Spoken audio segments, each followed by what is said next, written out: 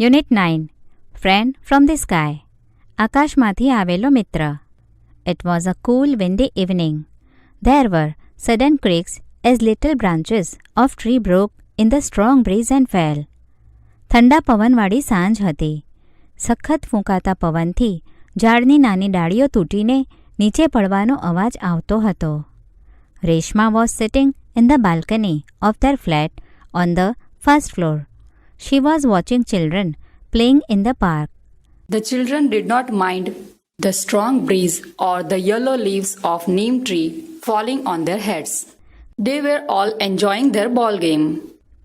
રેશમા તેમના પહેલા માળના ફ્લેટની બાલ્કનીમાં બેઠી હતી. તે બાગમાં રમતા બાળકોને જોઈ રહી હતી.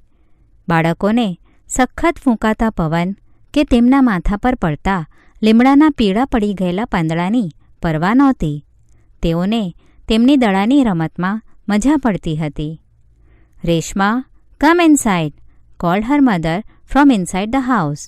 It is too cool and windy. You might catch a cold. Reshma, અંદર ચાલ. ઘરમાંથી તેની માતાએ તેને બોલાવી. ખૂબ જ ઠંડી અને પવન છે. તને શરદી થઈ જશે. 5 minutes more, mummy. Reshma was also enjoying the game from the distance. Reshma loved to watch children shouting in excitement.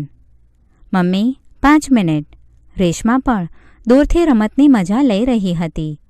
ઉત્તેજનામાં દેકારો કરતા બાળકોને જોવાનું રેશમાને બહુ ગમતું. Reshma could not play. She could just sit in her wheelchair and watch the life outside from her balcony. She was 14 years old and a spastic. A spastic is a person who has no control over his or her hands and legs from birth. Reshma could not walk or even button up her shirt. Reshma રમી શકતી નહોતી. તે માત્ર તેની વ્હીલચેરમાં બેસી તેની બાલ્કનીમાંથી બહારનું જીવન જોઈ શકતી. તે 14 વર્ષની હતી. સ્પેસ્ટિક હતી.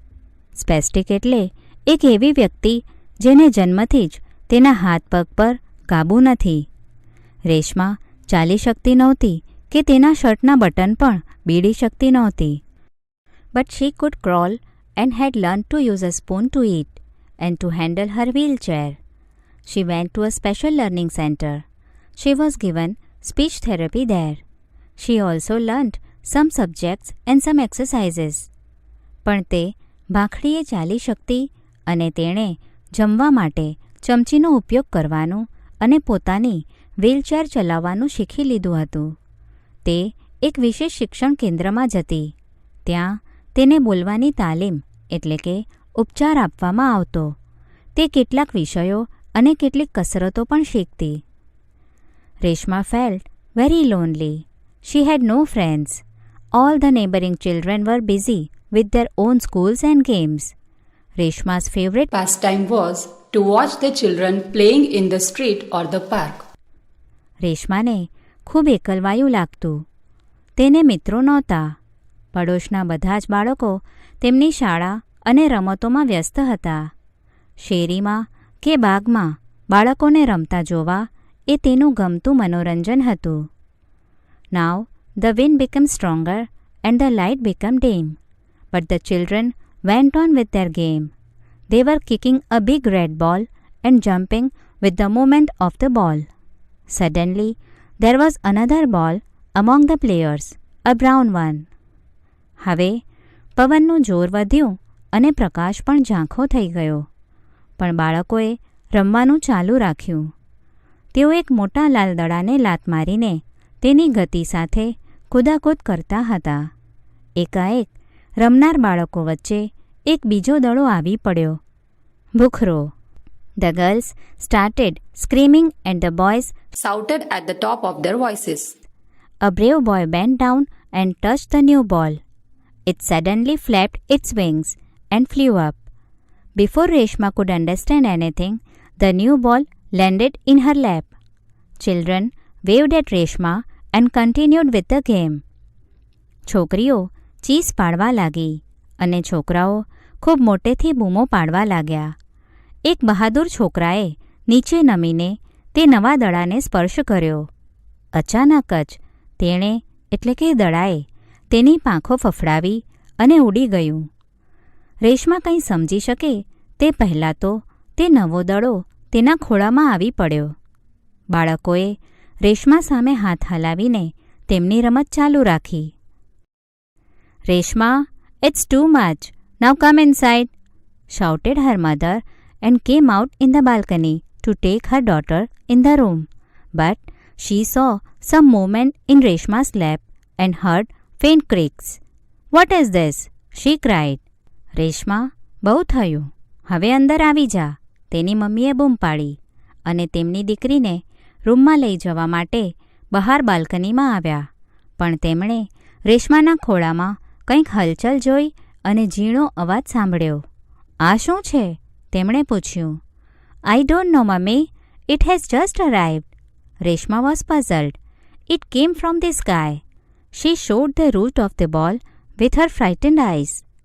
"મને ખબર નથી મમ્મી, તે હમણાં જ આવી પડ્યું." રેશમા મૂંઝાઈ ગઈ હતી. "તે આકાશમાંથી આવ્યું." ભયભીત આંખોથી તેણે તે દડાનો માર્ગ દેખાડ્યો. Mummy pushed the wheelchair into the room. Now they saw a scared bird with a big bill. મમ્મીએ વ્હીલચેર રૂમમાં લઈ લીધી. હવે તેઓએ મોટી ચાંચવાળું એક ભયભીત પક્ષી જોયું. From Salim Ali's book, Indian Birds, they found out that it was a duck, a shelter duck. Its beak was broad like a shovel. It had bright blue, white and brown feathers. At the moment, it looked exhausted. Salim અલીના પુસ્તક ભારતીય પક્ષીઓમાંથી તેમણે શોધી કાઢ્યું કે તે પક્ષી એક બતક હતું, એક શેલ્ટર બતક. તેની ચાંચ પાવડા જેવી પહોળી હતી. તેના પીછા ભૂરા, સફેદ અને ભૂખરા હતા. અત્યારે તો તે ખૂબ થાકેલું લાગતું હતું. A shoveler is not a native Indian bird, but it migrates from the cold regions of Russia. This bird must have lost its way due to strong wind. In its effort to join the flock, it got exhausted and fell in the park like a ball. shoveler એ ભારતીય મૂળનું પક્ષી નથી. તે રશિયાના ઠંડા પ્રદેશોમાંથી સ્થળાંતર કરીને આવે છે. જોરથી ફૂંકાતા પવનને કારણે તે પક્ષી તેનો માર્ગ ભૂલી ગયું હશે. તેના એટલે કે પક્ષીઓના સમૂહમાં જોડાવાના પ્રયત્નમાં તે ખૂબ જ થાકી ગયું અને બાગમાં એક દડાની જેમ આવી પડ્યું. રેશમા's mother tried to pick up, but it suddenly bit her hand. "Ouch!" she cried. The duck fluttered to the floor. It huddled in a corner of the room. All through the evening, Reshma and her mother tried to feed the duck. They put breadcrumbs, nut fruits and grains in front of it, but it did not touch any of them. રેશમાની મમ્મીએ તેને ઉચકવાનો પ્રયત્ન કર્યો, પણ અચાનક તેણે તેમના હાથ પર બચકું ભર્યું. "આઉચ!" તેઓ બોલી ઉઠ્યા. બતક પાંખો ફફડાવતું ભોંય પર આવી ગયું. તે રૂમના એક ખૂણાની હૂંફમાં જઈ બેસી ગયું. આખી એ સાંજ રેશમા અને તેની મમ્મીએ તે બતકને ખવડાવવાનો પ્રયત્ન કર્યો. તેમણે તેની સામે બ્રેડનો ભૂક્કો, શિંગદાણા, ફળ અને અનાજના દાણા મૂક્યા, પણ તેમાંનું કશુંય તેણે ખાધું નહીં. "Mummy, let's give him some rice and milk," suggested Reshma. Her mother mixed boiled rice, milk and sugar. She fed the bird with an ink filler. The shoveler liked it. His eyes brightened and he started fluttering wings, but he could not fly. "Mummy, આપણે તેને થોડા દૂધ ભાત આપીએ," રેશમાએ સૂચવ્યું. તેની મમ્મીએ ભાત, દૂધ અને ખાંડ મેળવ્યા. તેમણે શાહી ભરવાની નળીથી પક્ષીને ખવડાવ્યું. શેલ્વરને તે ભાવ્યું. તેની આંખોમાં ચમક આવી અને તે પાંખો ફફડાવવા લાગ્યું, પણ તે ઉડી શક્યું નહોતું. "I know what his name is. It is Mitra, a friend," Reshma said. They took a basket and put some grass into it. It was Mitra's bed. Reshma kept the basket with her and slept peacefully. When she woke up, she looked at the basket. It was empty. Reshma cried loudly, "Mitra, Mitra, where are you? Her mummy and papa searched in the house and at last found him near the water tub in the bathroom. મને તેનું નામ ખબર છે, મિત્ર છે, રેશમાએ કહ્યું. તેમણે એક ટોપલી લઈ તેમાં થોડું ઘાસ મૂક્યું.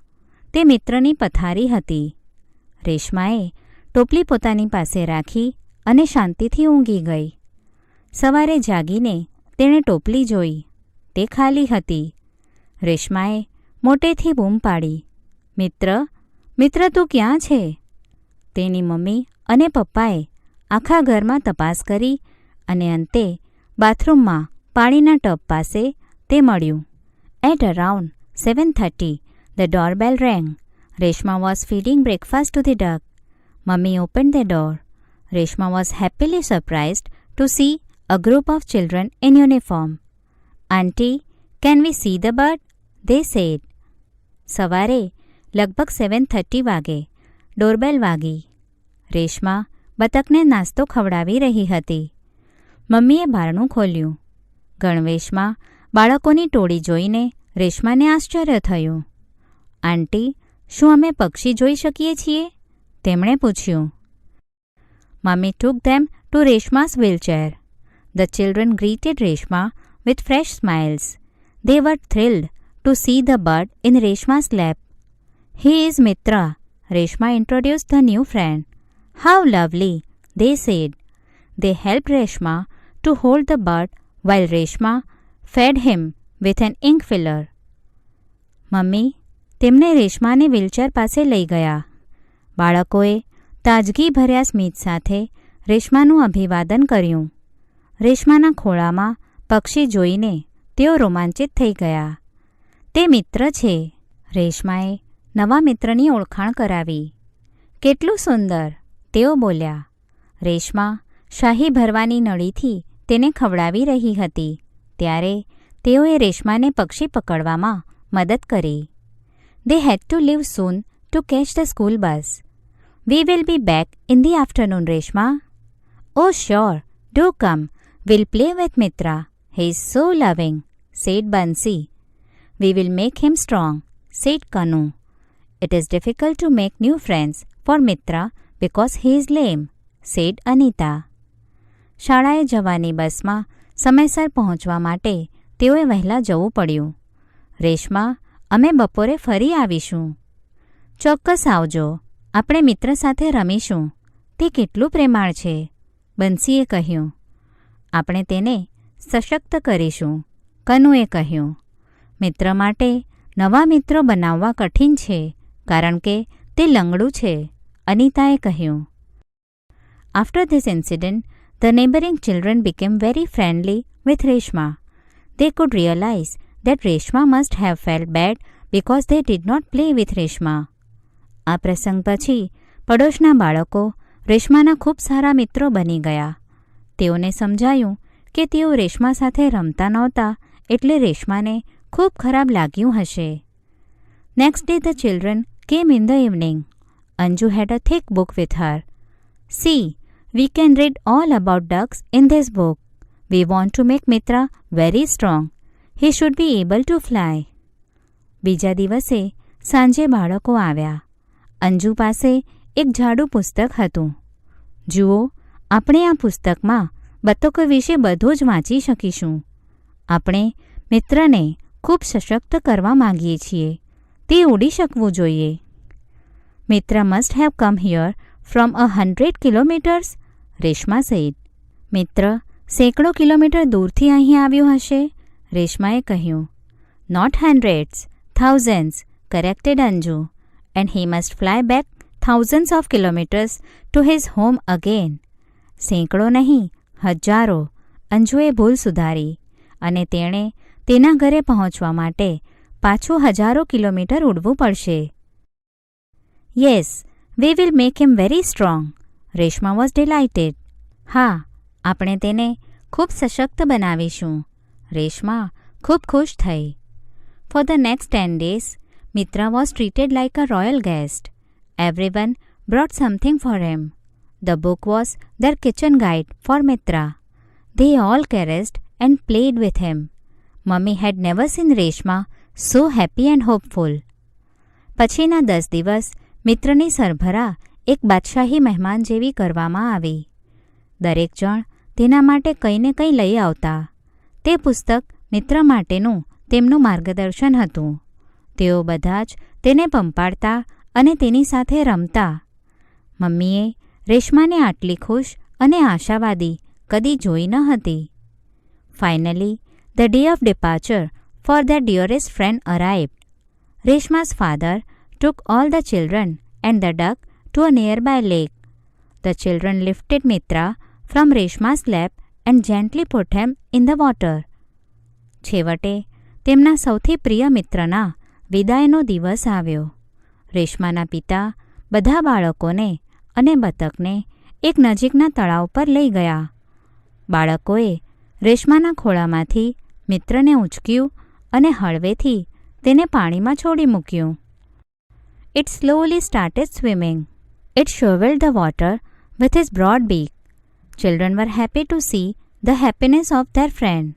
Suddenly, Mitra disappeared. All stood worried, looking for him with wide eyes.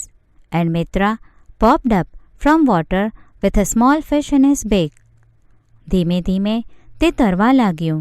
તે તેની પહોળી ચાંચથી પાણીમાં હલેસા મારવા લાગ્યું. બાળકો તેમના મિત્રની ખુશી જોઈને ખુશ હતા. અચાનક જ મિત્ર અદૃશ્ય થઈ ગયું.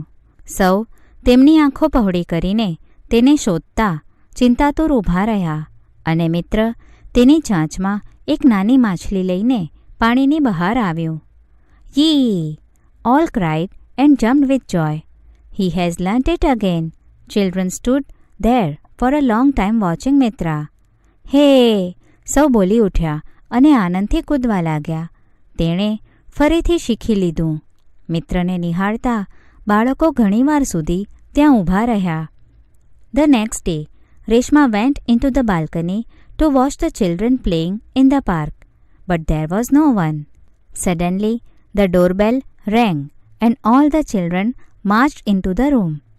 બીજે દિવસે બાગમાં રમતા બાળકોને જોવા માટે રેશમા બાલ્કનીમાં ગઈ, પણ ત્યાં કોઈ જ નહોતું. અચાનક ડોરબેલ વાગી અને બધા જ બાળકો રૂમમાં આવી પહોંચ્યા. Auntie, please send Reshma to play with us in the park, they said. We'll take her and bring her back safely in her wheelchair. Auntie, રેશમાને અમારી સાથે બાગમાં રમવા મોકલો પ્લીઝ, તેઓએ કહ્યું.